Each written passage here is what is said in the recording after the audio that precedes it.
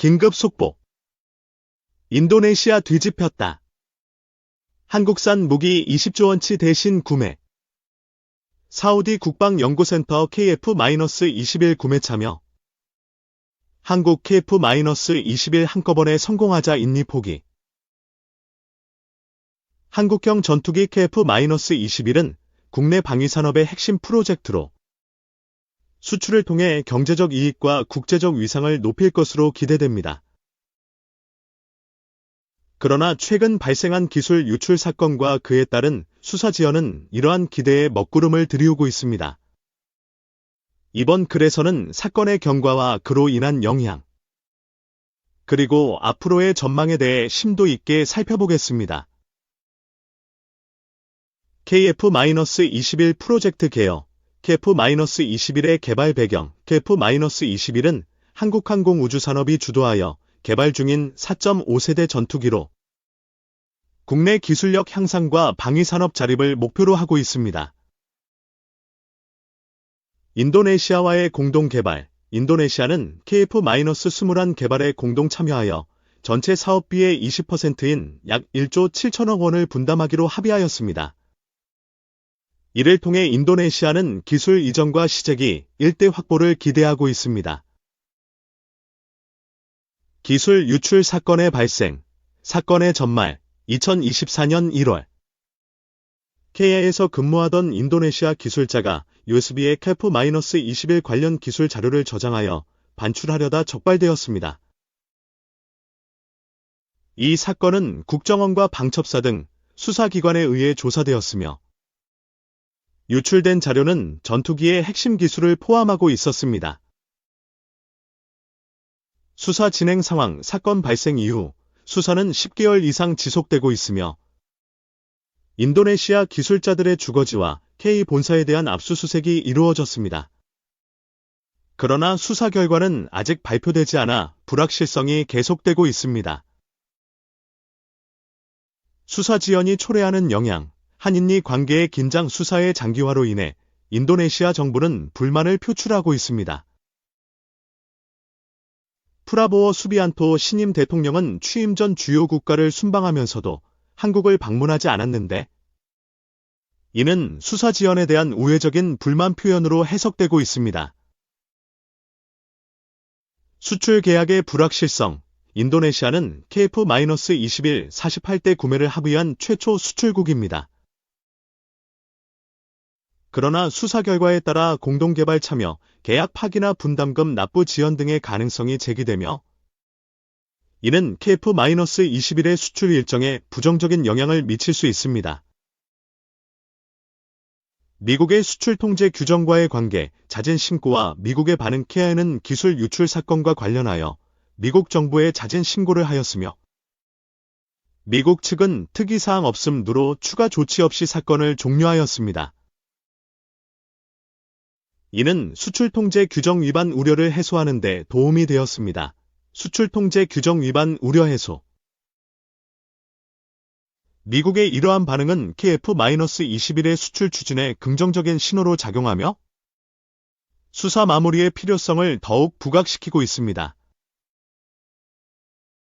인도네시아의 방산 협력 역사와 중요성. 과거 협력 사례. 인도네시아는 1979년 희재중공업의 미사일 고속정 구매를 시작으로 한국과의 방산 협력을 이어왔습니다. 이는 한국 방산업계 수출의 시작점으로 평가됩니다. 현재의 협력 상황. 현재 인도네시아는 KT-1과 FR-50 추가 구매를 협상 중이며 이는 총 수출액 10조 원 이상으로 추산됩니다. 따라서 인도네시아와의 협력은 한국 방산업계에 매우 중요합니다. 수사 마무리의 필요성과 전망. 수사 마무리의 중요성. 수사의 장기화는 양국 관계와 수출 계약에 부정적인 영향을 미치므로 조속한 수사 마무리가 필요합니다. 이를 통해 불확실성을 해소하고 KF-21의 수출을 원활하게 추진할 수 있습니다. 향후 전망. 수사가 원만히 마무리된다면 인도네시아를 시작으로 사우디아라비아, 아랍에미리트, 필리핀, 폴란드 등으로 수출을 확대하여 K방산 수출에 새로운 기적을 이룰 수 있을 것으로 기대됩니다. 결론 KF-21 기술 유출 사건은 한국 방산업계에 큰 도전 과제를 안겨주었습니다. 그러나 조속한 수사 마무리와 양국 간의 협력 강화로 이러한 위기를 기회로 전환할 수 있습니다.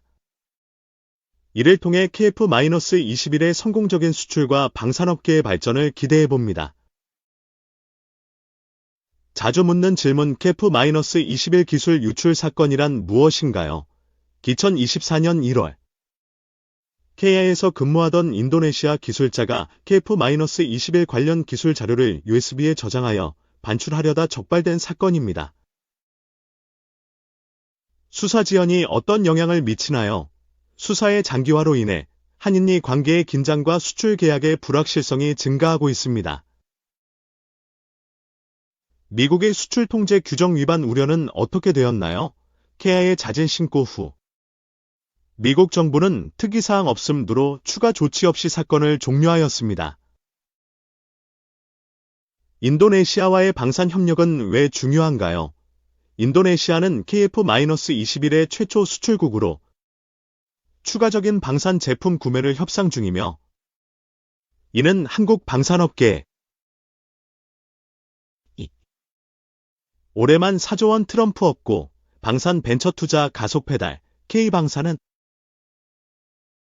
도널드 트럼프 미국 대통령 당선인이 대선 공약으로 내건 말이다. 트럼프 당선인은 지난 1기 행정부 2017에서 2021년 때와 마찬가지로 내년 시작되는 2기 행정부에서도 강한 미국을 약속했다. 이를 위해 국방 예산을 확대하고 군 현대화를 적극적으로 지원하겠다고 밝혔다. 군 현대화는 비단 미국만의 문제가 아니다. 특히 러시아 우크라이나 전쟁으로 전투 양상이 크게 변하면서 각국은 AI, 인공지능, 드론, 자율주행 등을 활용한 군 현대화에 힘을 싣고 있다. 미국이 2024년 국방혁신단 DIU 예산을 9억 8,300만 달러, 약 1조 4,509억 원로 전년 대비 7배 이상 증액한 것도 이 때문이다. 이런 흐름은 트럼프 2기 행정부에서 더욱 가속화될 것으로 보인다. 글로벌 기업 정보 플랫폼 크런치베이스에 따르면 올해 1에서 10월 글로벌 방산 벤처 투자액은 30억 달러, 4조 4,280억 원로 역대 최대치를 기록했던 2022년 연간 26달러 기준을 넘어섰다.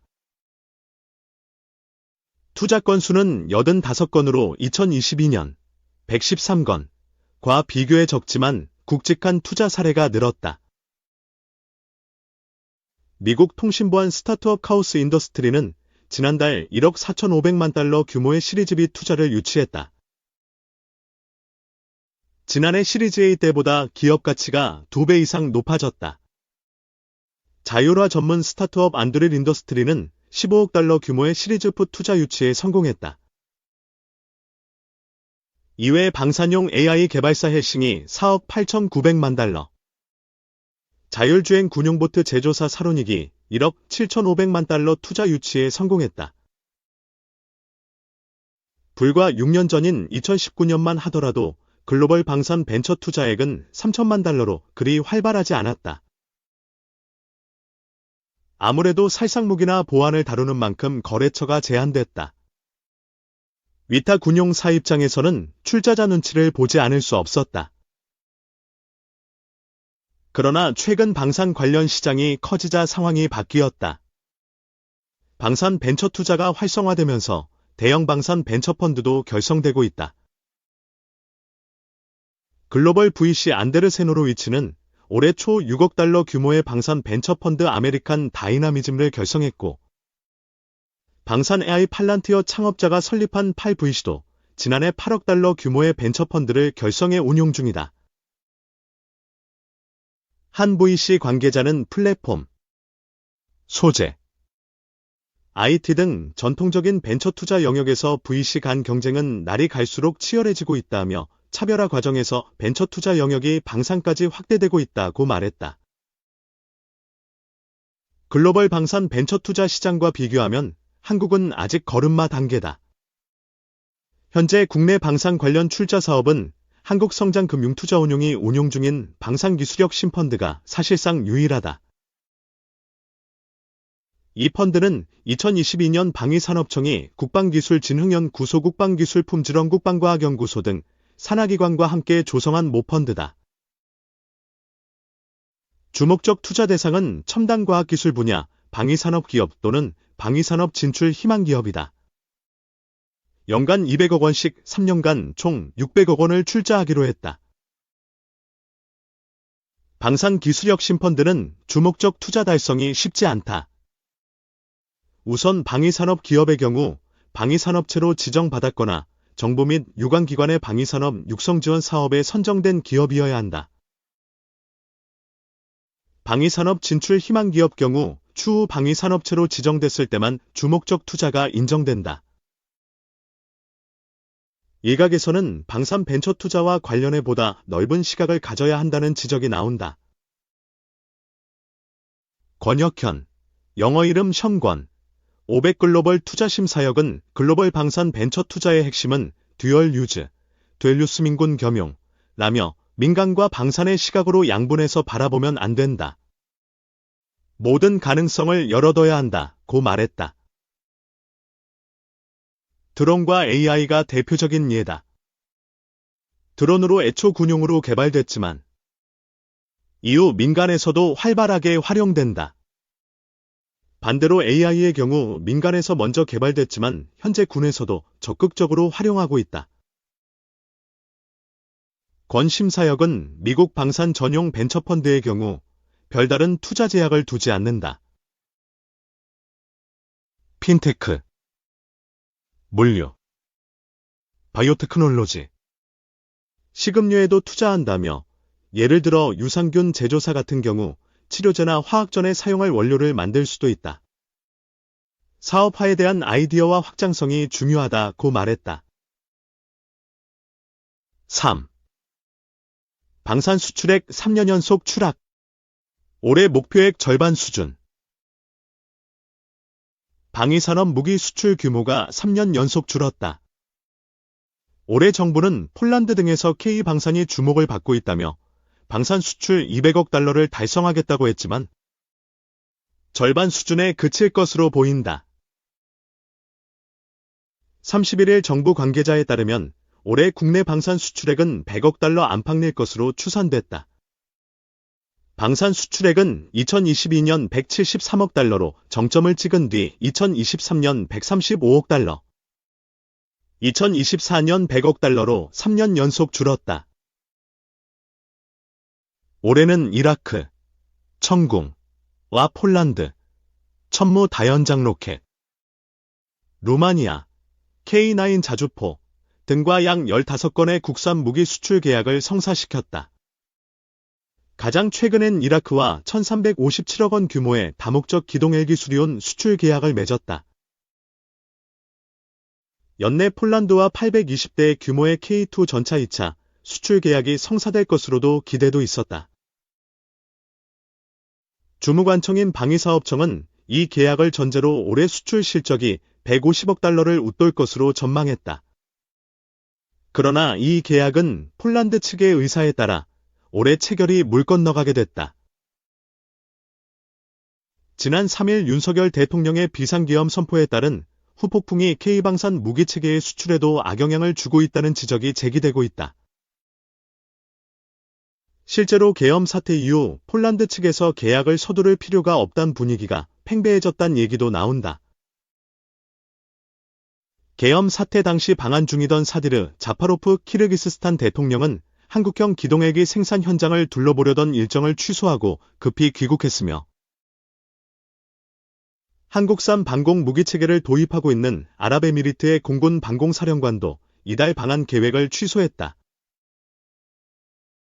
정부는 내년도 K방산 무기 수출 계약액 목표를 지금처럼 다소 도전적으로 제시할지 아니면 이보단 좀 더 달성 가능한 수준으로 낮춰 잡을지 등을 내부적으로 검토하고 있는 것으로 전해진다.